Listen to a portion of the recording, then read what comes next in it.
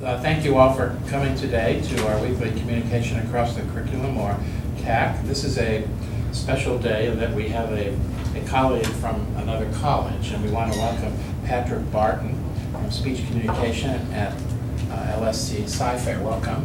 Thank you for driving. Thank you. Absolutely. Coming to visit. And Patrick's talk today is Make Mistakes Work for You. Yep. Patrick. Thank you very much. And I appreciate you coming out on this rainy day for this, and all the folks.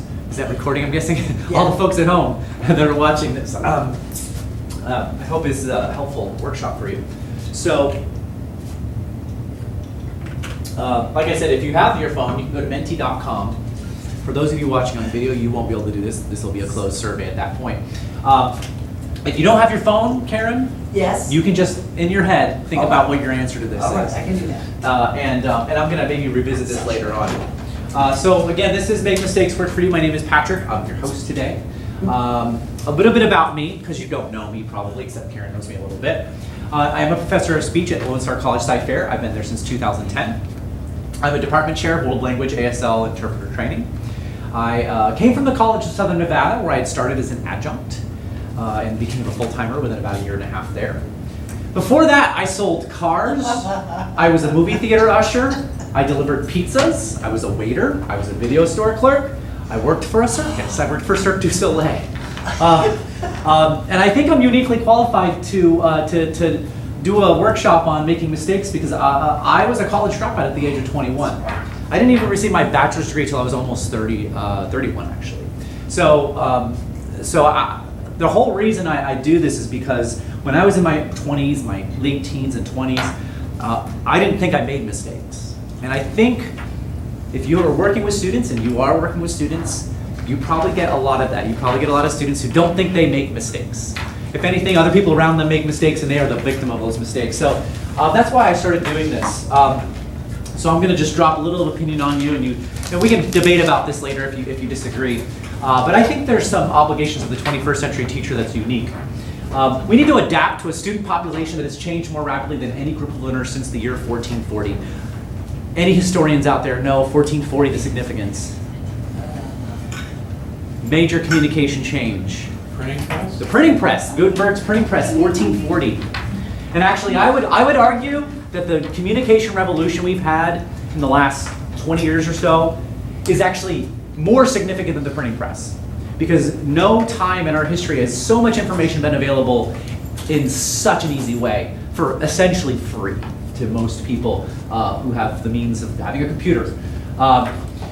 So here's an assertion. Many, if not most of our mistakes happen when we communicate. I teach communication. And I can tell you that most mistakes happen because of communication issues. Our students are communicating more than any group of people in the history of humankind. And we are too, but they're communicating even more than we are, generally speaking. Unless you're a student, unless you're in your early 20s and just got out of college, you're probably in that group. But if you've been teaching for a little while, they're communicating more than us. More communication equals more mistakes. Online communication equals less self-awareness about choices and mistakes. And I think that is the problem we have as 21st century teachers, is that we're dealing with people who are communicating so much, making so many mistakes, and are just not aware of it. They're just not aware of their mistakes. We have to adapt to them and show them the light, and hopefully that's what we're going to do today. And along the way, hopefully learn how to make your own mistakes into stronger opportunities for growth, which is always nice.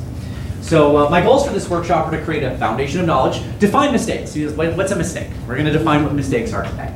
We're going to have a 4-step process to help us recover from mistakes, and then talk about this notion of a hidden mistake. That's where we're going to talk about our students a little bit more. So I have a handout for this workshop. I also like to save paper, so I don't usually print the handout. If anybody wants it, you can email me later. I can send you a copy of it. My workshop is actually an extension of a previous workshop called Time Management Doesn't Work, which is one of my favorites. One of my favorite topics is time management and how it doesn't work. And that was based on a TEDx talk I did at Tomball called Breaking the Bank, Time to Choose. If you want to go look that up, it's about 8 minutes or so. And I think it's an interesting way to look at time, because I think we abuse time a lot. But this is just an extension of all of that work. So I want to go into foundations first. I have some questions to consider. How often do the people around you make mistakes, would you say? Lots. A lot, right? I think people around us make a lot of mistakes. What was the last time you made a mistake that you can think of? You don't have to tell me, but just when was the last time you think you made a mistake? This morning? I was just gonna say this morning. This morning? Yeah. The last day? Everybody has made a mistake in the last day? Yeah. Okay, good. Okay, good. Do you think it is possible to eliminate mistakes from our lives? No. Okay. We're all on the same page so far. So now let's talk about what is the definition of a mistake. So to do that, I want to talk about mistakes versus accidents, because a lot of time we talk about them as if they're the same thing.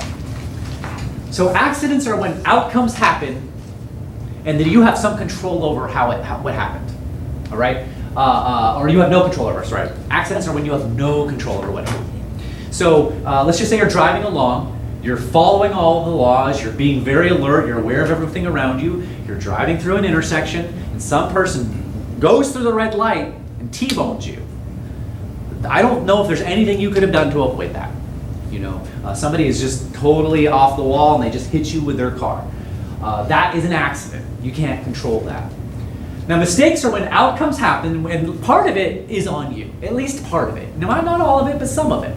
So you're driving along, maybe you're going about 10 miles over the speed limit, maybe you're not paying 100% attention to what's all around you, and somebody is coming up really fast behind you, but you're not paying attention to what's going on behind you, even though I think your driver's ed teacher told you to do that.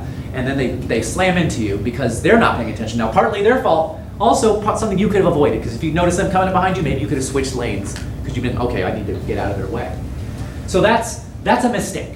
A mistake is when you have made some choices that have an unintended consequence. So it's choice versus chance. I'm gonna be honest, I rack my brain trying to think of what actual accidents are. Like, there are not a lot of true accidents. Most things are mistakes, because most things we have some tiny bit of control over. That one example I gave you of being T-boned going through the intersection, some people might say, well, you know, even when you're driving through intersections, you should be kind of looking around you, right? And so I actually think that accidents don't happen as often as we think they do. I think most things are based on mistakes. And it's tough for us to do that because we have ego, right? We're like, oh, I can't make that many mistakes, can I? The thing is, we probably make a lot more mistakes than we do. So I really, it's hard for me to come up with pure accidents. Somebody asked me at one of these workshops, they said, well, I'm climbing up a ladder and I fall off a ladder. I'm like, okay. Was there anything you could have done differently? Could you have somebody spotting you on the ladder? Could you have made sure that it was really stable? Is there anything you could have done differently? Did something fall off of the ceiling onto you so that you fell off the ladder? You know, is there anything you could have done to prevent it? If there's anything you could have done differently, even slightly differently, then it's probably a mistake on some level. So we've defined mistakes. We all agree on what a mistake is, hopefully. I want to go into the bulk of my presentation, which is all about mistake management. So in your brain, pick a mistake you've made. Pick a mistake you've made that had some consequences that you're not happy with. I'm going to choose, so last semester I was teaching a brand new class that I'd never taught before. It was a business and professional communication class. And it was my first time teaching. So this is what I'm choosing in my brain. And I just did not do the things I needed to do to make sure that class was organized well. And as a result, a series of mistakes happened, but I'm going to call the whole semester a mistake. So that's my mistake. That's the one I've picked. So think about one, and I'm not going to ask you to share yours unless you want to use it as an example in a minute. So I'm going to run through my mistake, and I'm going to tell you how I dealt with it. And again, as I'm doing this, maybe think about how you would deal with the mistake you made. Now, it might be you've already resolved your mistake in some way, and it may be in the past, it may be something really fresh, but whatever it is, think about if you've done all these steps. So step number one is to acknowledge and own the mistake. Take responsibility for it. Remember, you made a choice. I want to be clear on this. Mistakes are choices, all right, that you made that had an unintended consequence, right? Mistakes are not intentional, right? We're not trying to make a mistake. We don't wake up and go, oh, I really hope I screw up that class this semester, right? I didn't do that. Never last semester did I say, oh, I really hope I screw this up and everybody's angry at me at the end. Didn't do that. So it wasn't intentional, but I did make choices that led to the mistake. So it's kind of weird to think about that mistakes are just choices that we made that had an unintended consequence. And really, probably a lot of the things we do have unintended consequences. The word consequence usually is negative. Consequence doesn't have to be a negative. Consequence could be positive too, but everything has consequences. We make an action and sometimes we have unintended consequences. So it really doesn't matter whether you intended to make the mistake or not. In fact, I would argue that if you intended to make the mistake, it's not a mistake anymore. It's you had an intended consequence. I wanted to screw this class up. That's not usually what happens. So intentions don't matter. And this happens a lot when we own and acknowledge. The first thing we want to do, and I'll talk about this in the next step, is say, oh, I didn't mean to. I didn't intend to. Nobody thinks you meant to. Nobody cares. And just by saying that, it sounds like you're trying to make an excuse. No, everybody knows you didn't do it on purpose. If they don't know you did it, if they think you did it on purpose, then you can say that. But otherwise, people don't think that. I have some pro tips through here. Sometimes another person is going to come to you, and it could be somebody who has a perceived mistake. And especially if this person's a student or a younger person, it's really important to remember that perception is reality. If we believe there's something wrong, something is wrong. It doesn't matter whether or not it's actually wrong. Our perception is that it's wrong. Until we share the same reality, it's really important to listen and believe. Just listen and believe them. It's so hard to do. If somebody comes to you and says, Patrick, or Karen, or whoever, hey, you did this. And I'm like, well, no, I didn't. You want to say, no, I didn't. But if you just listen to them and believe them, because that's their reality. We have to have a shared reality, or we're going to be in defensive mode. And until you have a shared reality, you haven't done step number one, which is to own and acknowledge. So I'm going to go back to my example. I own and acknowledge, and so what I did is I did this with my class this semester, because I'm teaching the same class again.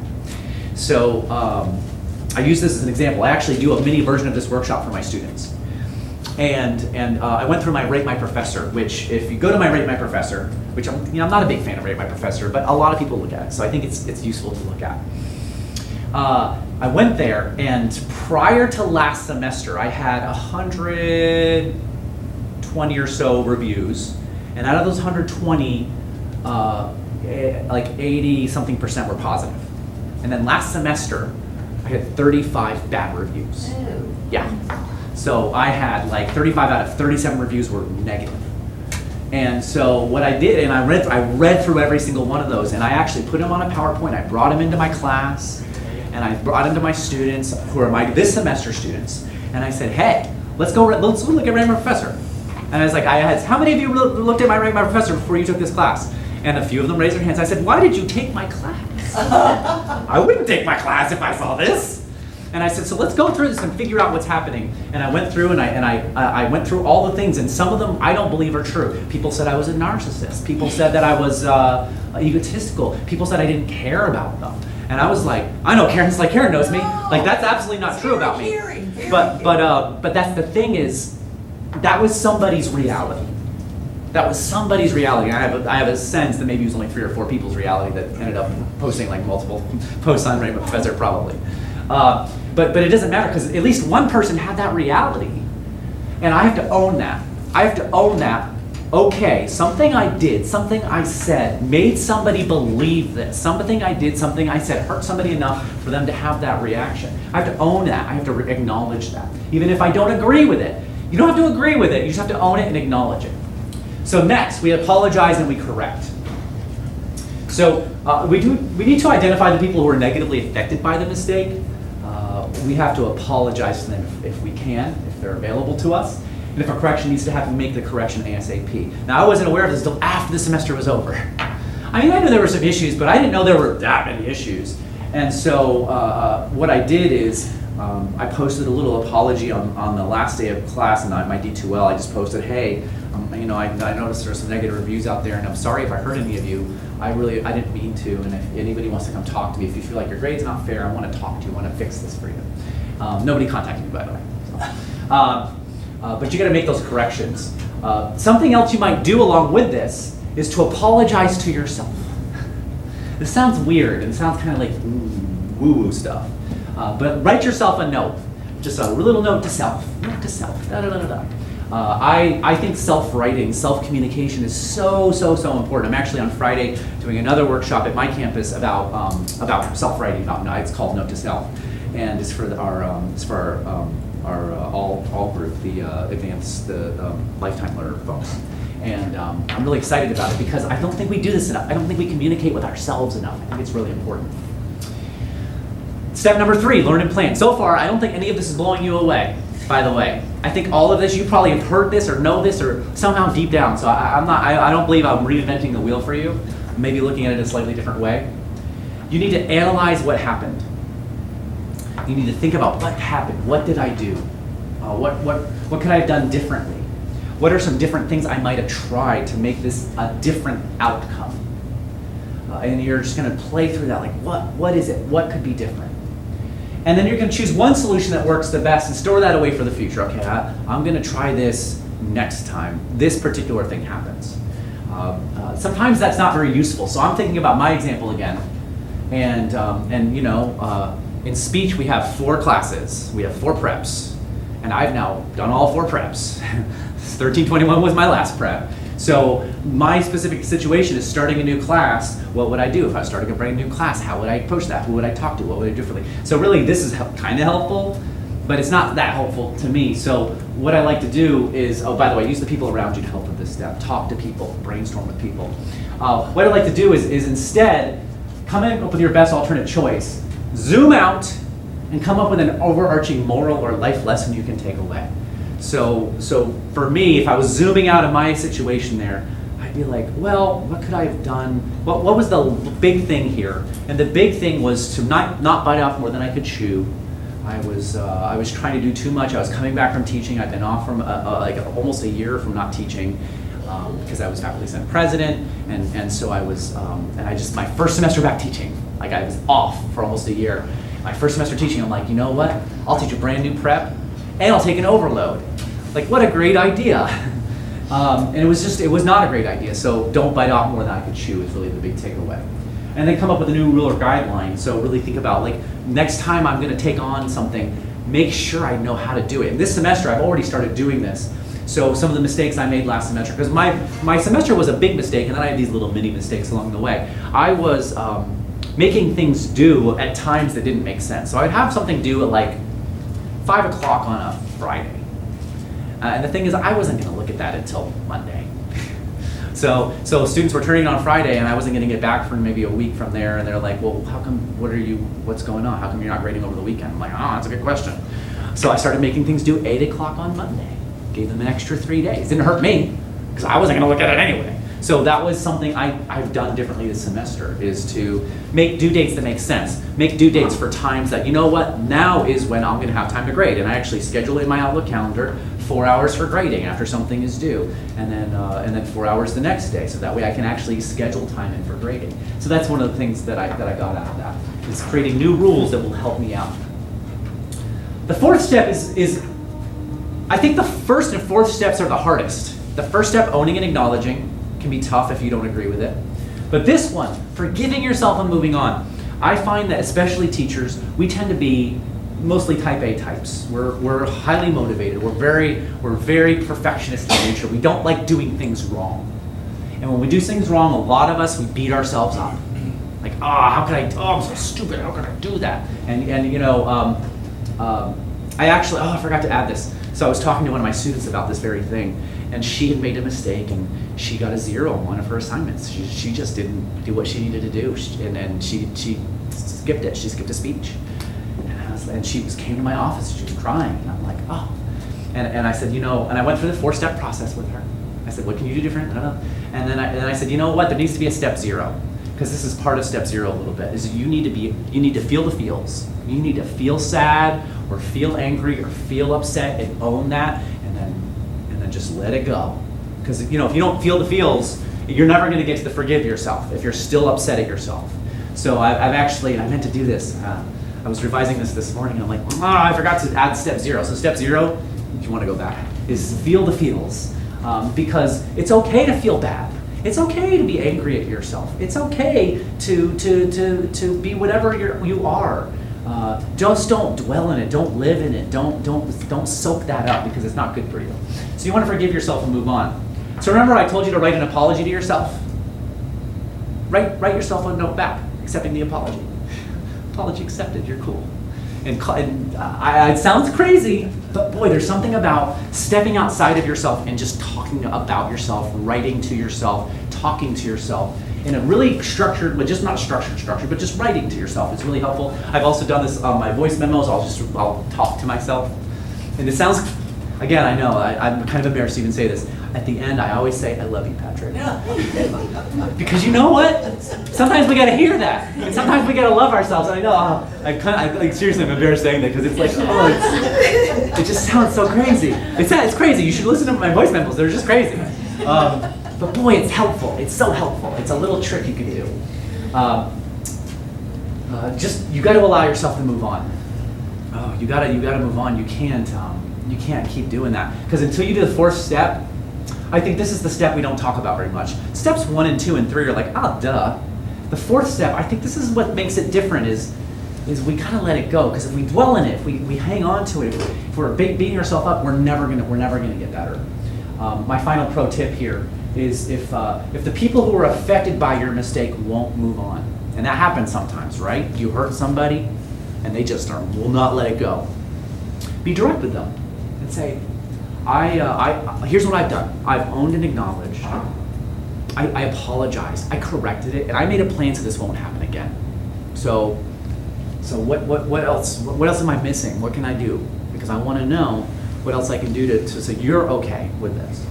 And a lot of this is compassion and caring about the people around us enough to ask that question.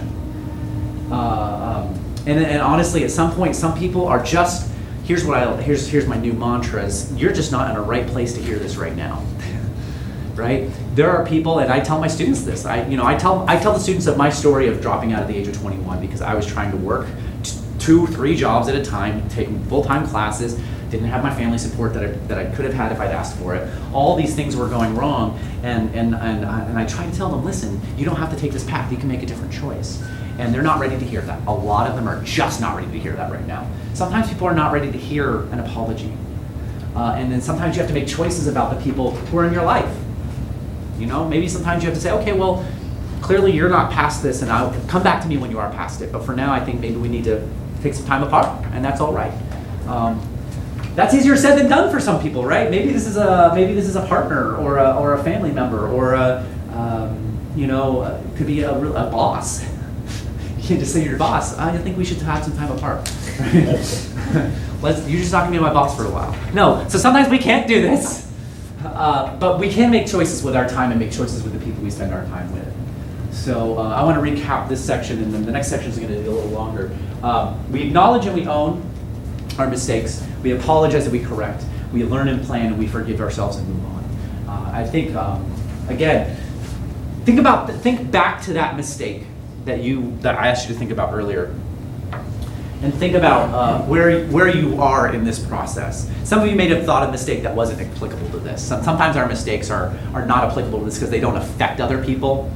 This is really for people. These are usually things that affect other people, but sometimes our mistakes don't affect other people, they just affect us. And I think this is still a valuable thing because a lot of times the apologizing is to ourselves and the correcting is just for ourselves. Think back to your mistake. How many of you did you get step 1 done? You feel like you owned it, acknowledged it? Again, I think that's the hardest. Next to this, that's the hardest because it's hard to accept our mistakes. Did you make the apologies that you need to do? Did you apologize to yourself? Did you learn? Did you plan? Did you forgive yourself? Have you forgiven yourselves yet? Go home and forgive yourselves. Do it. It'll be worth it. It'll be worth it. All right. Let's talk about hidden mistakes. Like, what are hidden mistakes, Patrick? It's a good question. Before I get to that question, though, let's talk about a few other questions. This is my favorite part. What percentage of our choices have unintended consequences, do you think? What percentage of our choices have consequences that we don't intend? I say just about all of them. Yeah, that's what I was going to say. Yeah, I agree. I think it's nearly everything we do has some consequence we're not aware of. just by the butterfly effect, right? Right? There are things, the butterfly flaps its wings in Japan and an earthquake happens in San Francisco or whatever, right? There's things you cannot possibly know that are happening with the choices you make. So just now, I was just doing this crazy hand thing, and somebody watching that video, somewhere down the road, has a memory of somebody waving their hands like this, and all of a sudden they're thinking about this other thing, and then this happens, and then they forget to pick up the phone, and all these things could happen just because I just did this. I made a choice, and who knows what's happening? I don't know. Probably not. That's probably not going to happen. But it could happen, right? So a lot of our choices have unintended consequences, and some of them are good. Some are good consequences. We do something nice, and that person, because we did something nice for them, does something nice for another person. You touch a student in the right way, and you're like, you inspired a student to go out and be a teacher. You had an unintended consequence of creating another teacher because of your actions. Something in your class that you taught them inspired them to go on and do something really important that helped other people. That was an unintended consequence. Those are good things. But there's also some bad unintended consequences, right? So, how many do you think of these unintended consequences are potentially negative for you, for Lone Star College, for a student or a loved one, or a coworker? Or how many of those unintended consequences, so if it's almost all of the choices we make have a potentially unintended consequence, how many of them are potentially negative, do you think? And I don't have an answer, I'm just asking. This is not quite a rhetorical question, but it's an almost unquantifiable question. It's potentially a lot, I think. So those are the mistakes, right? Those are the mistakes. Because whether you knew it or not, if you did something that had an unintended consequence that was negative, that's a mistake. Whether you knew it or not, you're making mistakes. That's why it's called hidden mistakes. I'm going to switch gears a little bit. How many choices do you think the average person makes in a day? Choices. Hundreds. More, okay, like give me a number. Hundreds. 500? 600? 300? So I'm going to say, you're going to set a line, and we're going to say who above and below. I'm thinking 300. 300. Who thinks among you above 300 or above 300? More than 300 choices in a day. Right now, I'm making choice. Okay. So, I'm just gonna, and I think it's way more. I actually did research on this as far as, not personal, my own research, but I just did some review of Google and looked at, is there any research on how many choices we make in a day? And I can't find research on this. I feel like I want to do some research on this myself. Think about this. When you wake up in the morning, most of you probably have an alarm that goes off, right? So when the alarm goes off, you make a choice. What's the choice? Snooze or get out of bed. If you're like me, you make 5 more choices before you ever get out of bed. So I'm up to 5 choices. I'm not even out of bed yet. 5 choices. You choose what to do next. Go to the bathroom. Go eat breakfast. Go work out. You choose what to eat for breakfast. If you're going to work out, you choose what you're going to do for your workout. And you're saying, well, I do the same thing every single day. I eat the same thing. I eat a cup of applesauce and toast with crunchy peanut butter every single day. That's my breakfast. That's every single morning. That's what I have. And you're like, well, that's not a choice. No, it's a choice. Every day I choose that. Could I choose something different? Could I choose not to have breakfast? Could I choose something else? I have eggs in I'm making choices all of the time. I choose what to wear. I choose whether or not my hair is going to be curly or not. Not really. My hair's always curly. But I choose how much product to put in my hair to see how frizzy it is. So we're making choices. And again, you haven't even left your house. You might have already made 30, 40, 50 choices. Right? I think we're way over 300. I know what you're talking about though. You're talking about conscious choices probably, right? I think you're right. I think we probably make a few hundred conscious choices a day that aren't just habits. You choose which way to drive to work. But you're not thinking about that choice. It's motor memory. It's muscle memory, right? But when you're on the road, you choose whether to switch lanes. You choose whether to slow down or speed up to get to that yellow light. These are all choices we're making. So there are so many choices we're making. I would say maybe thousands of choices. Maybe more, I don't know. I'm thinking thousands. So if almost every choice has unintended consequences, and we're making thousands of choices a day, and maybe a third of those are negative consequences, we're making literally maybe thousands or at least hundreds of mistakes a day. And I didn't say that to bum you out. It's okay, because most of the mistakes we're making, so it doesn't matter. It don't matter. Because a mistake just is an unintended consequence. I did that. I didn't actually, I was hoping it was going to fall. I didn't mean for that to fall. I did that time. It's a mistake. Mistake. The first time it was a mistake, because I meant for it to fall, it didn't fall. That was a mistake, right? That made me look foolish? Made me look foolish? Did anybody really get hurt? I didn't get hurt. I'm fine. People at home, they're okay with me. So it's okay. Most of our mistakes are really inconsequential. But I would venture, this is just an educated guess, I would venture that on a daily basis, we're making several significant mistakes that we're not even aware of. And we only become aware of them if what? What has to happen for us to become aware of a mistake we're not aware of? Somebody tells us. Somebody has to tell us. And you know what we're not good at as human beings? We're not good at telling people when they make mistakes. If we do it, we're not good at it, but most of us just don't do it because it's uncomfortable. I don't want to tell somebody that they made a mistake. So again, I think it is possible that some or even many of our choices are ending up as mistakes and we're not aware of them. So I don't know if this picture looks familiar to you as far as like a body language kind of thing. I'm a communication professor and we study body language. And when I read this, I read that she seems upset to me and he doesn't seem to know why. And this seems like a common thing for a lot of people. The one person's kind of upset and the other person's like, I don't quite know why that person's upset. In communication, we have this concept called perception checking. It's actually in more than one field. But we study perception checking, which is what you do when you're not sure of your perceptions. But this, again, is something we don't do very well. By the way, I just have this slide up here just so you can see this photo. I just typed in like into Google search, Google images like hot hidden. And this was a kid playing hide and seek. I love it. The thing is, and I think it's really appropriate, Phil, because we think the mistakes are hidden, but they're really in plain sight. Yeah. They're really not that hard to find, but we're not looking for them. And I think that's the problem. So what can we do about this? So there's two things we can do. First is to tell the people in your life that you want to know when you make a mistake. And they're going to go, what are you talking about? And you're going to say, well, let me tell you about this workshop, this crazy guy from our college site. And just say, this is, there's this mistake and I want to know about it. You should tell everybody. And this is tough. Tell your students. Tell your students hey, I want to know when I make a mistake. You have to have by the way, you have to have a strong ego for this. You have to I don't mean egotistical, you have to just have you got to be able to take some feedback. And this is challenging. We're not really trained how to take feedback well. So I'm going to give you some of that.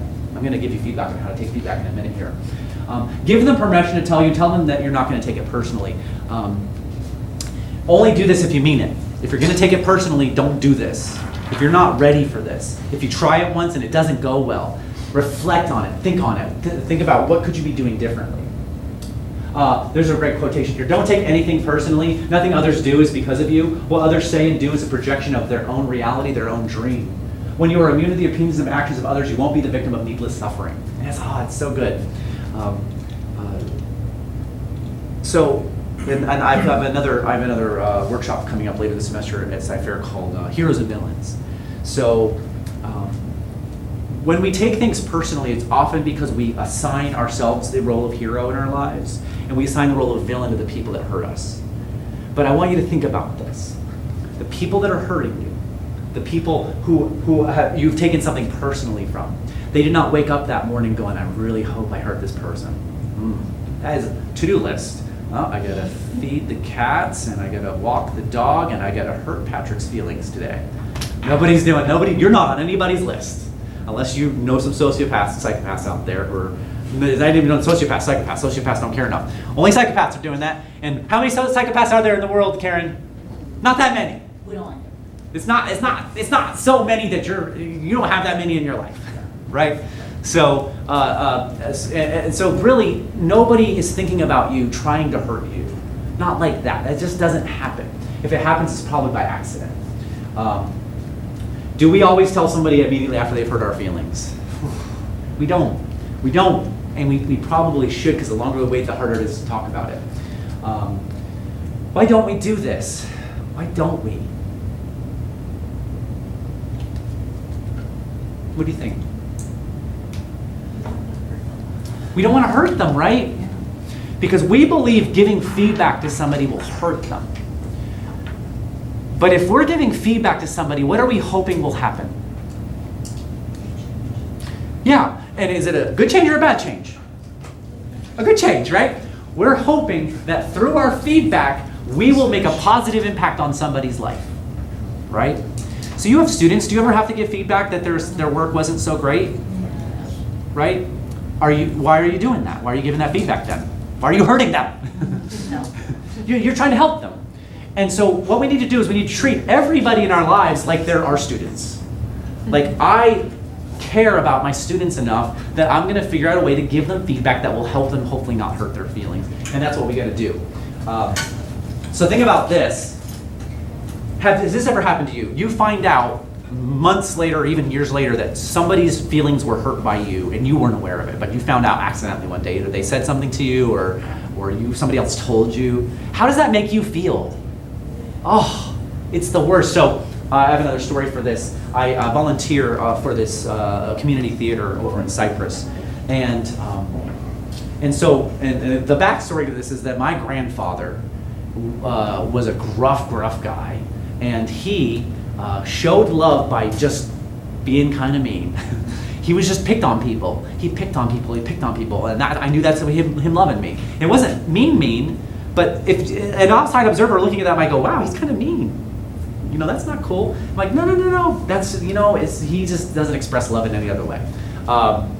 And so that's how I learned to give affection to people sometimes. And so I was working at this theater, and this kid who it was like, much younger than me, and I just thought of him as like, kind of like either a kid brother or, like I felt this kind of like a bond with him, and I would make fun of him, and I was doing it out of love, and he kind of grew tough to it, and he would joke back, and he'd pick on me back, and it was kind of like a brotherly kind of thing. And then one day, he kind of just let slip, yeah, that one time you said that, I went home and cried. And I was like, what? Oh my God, I made you cry? And I was so upset. Because it's the worst. It's the worst when you've hurt somebody that you care about that you had no idea you did. And boy, if he had just said in that moment, or said the next day, hey, Patrick, when you said that, I don't think you meant to, but boy, that hurt. And I would have apologized in that moment and fixed it, done something about it. So the next part of this is, so we want to ask people to give us feedback. This is the tougher part. Remember, we don't like to do this. Tell people that are in your lives when they make a mistake. And again, tell them about the workshop first. Don't be just going around, hey, you know this mistake you made? Let me give you a list of mistakes you made yesterday. Don't do that. So you want to couch this in the right way. Tell, hey, again, I had this guy did a conference or a workshop, and I want to try this out. What do you think? I would try it with one person at first. Try it with somebody close to you, a family member, or a friend, a spouse, partner, somebody who you're really close to, and go, do you mind if I when I see mistakes or observe mistakes that I talk to you about, will that be okay? And ask for their permission, ask if it's okay. They're going to say yes, by the way. They're going to say yes, because nobody's going to say, no, I don't want to hear about my mistakes. They're going to say yes, unless you're talking to a teenager, like an 18, 19, like, I don't care. So no. So don't talk to like somebody like our student's age. Talk to somebody a little more mature. They're going to say yes, but then they might change their mind after you try this out. So I'm going to tell you how to phrase this feedback. So when they make a mistake, bring it to their attention by saying, I know you didn't intend this.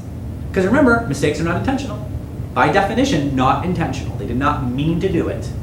I know you didn't intend this. So make sure it's true.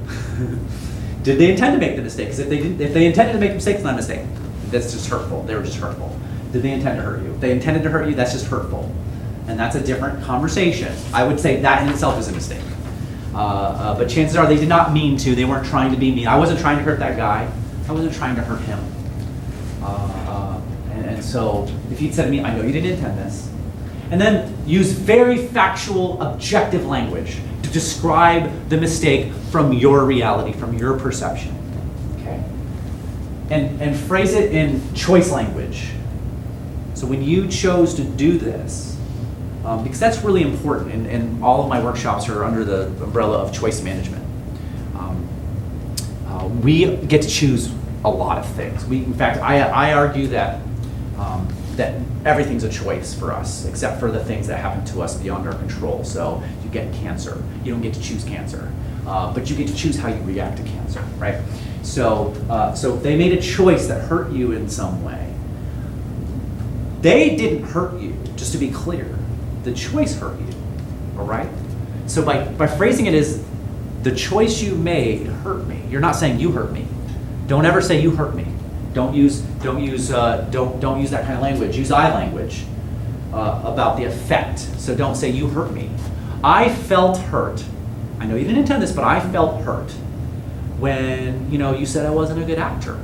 And I think you were probably just kidding, but that hurt my feelings. That's what I said to him. I said he wasn't a good actor. He was a good actor. He's a good actor. I was just being silly. And if he had said that to me, I'm like, oh wow, I so did not mean that for that to happen. You really want to avoid you made me feel. Nobody makes you feel. That's another one of my workshops. It's called Choose Your Own Emotion. Nobody makes you feel anything. You feel. Nobody makes you anything except your parents. They made you, but that's it.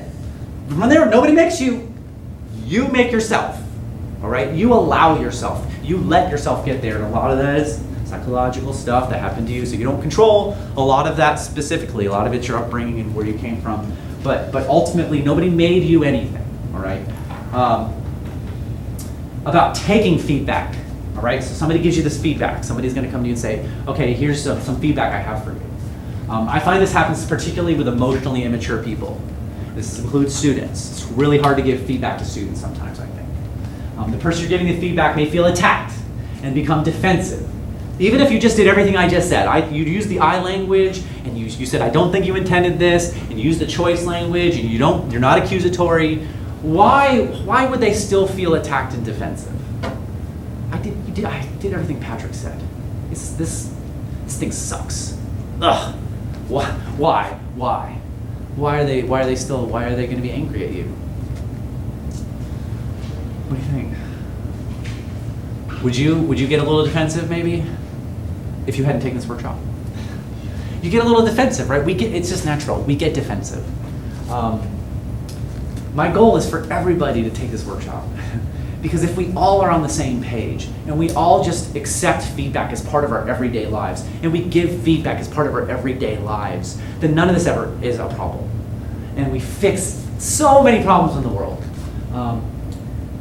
The big answer is that they have a reality that they never made a mistake. So you're bringing to their attention something that was not in their reality. My reality is that I don't make mistakes that often. And I definitely didn't do the thing you said. So remember, you have to come to that shared reality. So again, talk about the 4-step process and talk about owning the mistake and talk about the fact that you don't have to agree. You just have to own the fact that this is my reality. This is what happened and this is how I experienced it. My experience is this. And I'm happy to hear your experience, but I want you to at least own my experience on some level because this is what I experienced. Reality is not objective. It's really not. I know this is a philosophical discussion now, but reality is not objective. I have a reality, you have a reality, you have a reality, we all have a different reality. My reality right now is I'm elevated over you and I'm looking down at you. Your reality is you're looking up at me. We do not share the same reality right now, all right? There are some details that we probably share, but even how I see the color blue might be different than how you see the color blue. I don't know how you see the color blue. I can't see through your eyes. So all I know is my own reality. And to come to a shared reality, we have to have a conversation. We have to talk about, was this blue to you? Is that, well, that's more purpley and that's more green. That looks blue. Get some blue over there. Remember the dress thing a couple years ago, gold versus blue. Yeah. Remember that? And it's just, we don't all share the same reality. We all think we see colors the same way, but we don't all see colors the same way. Not even just colorblind people. We don't all perceive things in the same way. So the thing you can do is just to model good behavior. Listen and believe to build that shared reality. When somebody comes to you with a feedback, just listen to them. That's so hard. Ooh, that's hard. Just listen to them. Just listen. Listen to them. Believe them. I volunteer for several theaters in town, and at the Hobby Center I volunteer. And they tell us that when a patron comes up and complains about the show is horrible, or this, and what you're supposed to do is say, I'm sorry that the experience was not to your expectation. That's good. It's good, and because you're not agreeing with them. You're not saying, you're right. It is too cold in here. We got to get that fixed. You're just listening to them. You're allowing them to be heard, and that's so big. Just listening is such a big thing. We don't listen often enough, and we need to believe. We need to believe like this was their experience. We have to believe them so we can have that shared reality. Something else about receiving feedback is it's okay to ask clarifying questions at a later date. Take a break. Somebody's going to come and give you feedback, and you know what? You're just in listening mode. I'm just going to listen to you. I'm just going to listen and write. Maybe jot some notes down so I can remember for later. Our instinct is to say, well, what do you mean? Can you give me an example? Could you be more specific? And what do those questions do to somebody who's trying to give you feedback? What do those do to that person? You don't believe me, do you? You don't believe me. Okay. Well, you said you wanted feedback, but apparently you don't want feedback. You just want to have your own reality and not share reality with me. So you just gotta just shut up. And by the way, as somebody who talks too much, and some of you may be in that boat, and join the club, right? It's so hard to just shut up sometimes and listen. It's so hard. You want to defend yourself. You want to ask clarifying. You want to do this. You want to do this. But you know what? You just gotta come back later, process it, own it. Come back the next day and say, okay, so thank you for sharing that feedback. Number one, thank you for sharing that feedback with me. Thank you for the feedback. I wanted to go through and paraphrase back what I think you told me so I can be on the same page. This is what I believe. This is kind of what I heard. Is this all accurate? Is this pretty much what you said? And at that point, then you can say, okay, I totally own this, and I accept that that's your reality. Can I ask a couple questions because I'm a little unclear in a couple things? And then ask their permission. Can I ask questions? And if they're ready to answer questions, sure. So can you give me an example of this? And that's a good time because now they've had time to think. You've had time to think. Chances are that processing time you take is going to be enough. You may not even have those clarifying questions anymore. Okay. So in conclusion here, I'm landing a little earlier than I thought. Is that okay? I can fill 10 more minutes up if you want me to. Okay. I can give my other workshop. So we've talked about mistakes that have gone wrong and mistakes that can be recovered using a simple four-step process. And we can help ourselves and others discover the hidden mistakes in our lives. Even though I know you're here in Montgomery, if you ever do want to travel over to Sci Fair, I have a choice management series, as I mentioned. Time management doesn't work, I already did it this semester. But I have Heroes and Villains coming up Thursday, April 5th. If you want to make the trek over to my neck of the woods, we'd love to have you there. That is in it's in my workshop, so you can actually sign up for it, get professional development credit for it. I'm writing a book about this. I'm writing a book about choice management and all the things that come underneath it.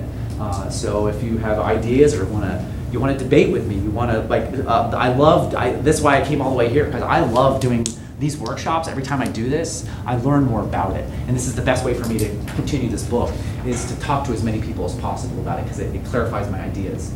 I'm also available to speak to your group on or off campus. If you want me to come talk to your class about this or any of my other workshops, I find some people like me to talk to students about time management, and how it doesn't work, because it doesn't work. Time management, stop telling your students to do time management, it doesn't work. And I give you an alternative to that instead. I'm happy to talk to your group on campus or off campus. I don't charge anything other than if you want me to go to a different city or something, like pay for my my airplane ticket or something. But if it's just that you want me to talk to some group, I'm happy to do that. Because again, every time I give these talks about any of these topics, and I have a bunch of topics, it helps me out. It helps me out so much, and I appreciate that. So that is all I have. Do you have questions or comments or thoughts for me about any of what I said today? Yeah, I've got a Yeah, question. please, Ron. In the history of management, there are different schools, as you know, like total quality management, any number of others. Is choice management one of these, or is this your designation? You know, I've Googled choice management and done some basic research. There's not any school of thought about choice management that I can find, which is why I'm writing a book about it. Because I feel like every once in a while you'll see choice management in some literature, but it's never the topic of anything. And so my thesis of everything I'm doing, my overall thesis, is that we can't manage things like time. The reason we can't manage time is because time cannot be manipulated. We cannot change anything about time. Time happens, whether we want it to or not. So we spent 45 minutes in here. You don't get that 45 minutes back, ever. This is gone for the rest of your life, you know. So you can only manage choices. You chose to stay here. So that's the only thing you can manage, really, is your choices. So that's that, and so everything, to me, everything comes from that. I've also created something called the no choice fallacy, which again, you won't find in any philosophy book. But the no choice fallacy is this notion that if you've ever in your life, and you know what, in the last 24 hours, you probably have said the phrase, I didn't have a choice, or I have to blank. I have to go pick up my kids. I have to go teach class. I have to go to work. There's nothing you have to do. Literally nothing you have to do. If you don't go to work, you'll get fired, but that's a choice. You don't pick up your kids, you'll lose your kids. That's a choice. Robert has a gun and says, give me your money, and you don't give your money, they'll shoot you. That's a choice. Everything's a choice.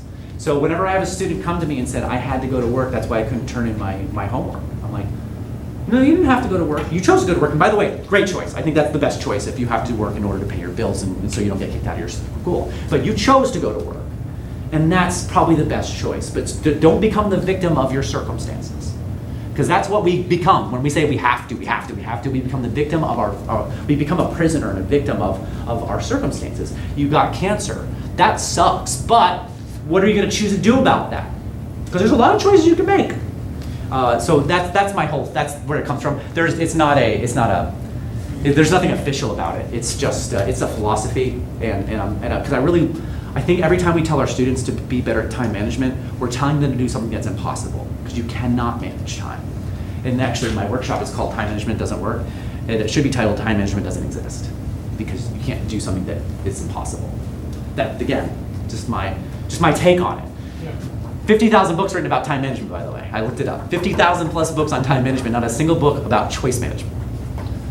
Although I bet that's what they would purport to be. I think that's what they're trying to do. Anything else? Well, I have another question. Yeah, please. Aren't you coming at this from a peculiarly Western perspective? Oh, yeah. Is that limiting in some way? I mean, probably. would this apply in a Japanese business situation, for example, or not? I think that how every culture looks at time and things like that is unique.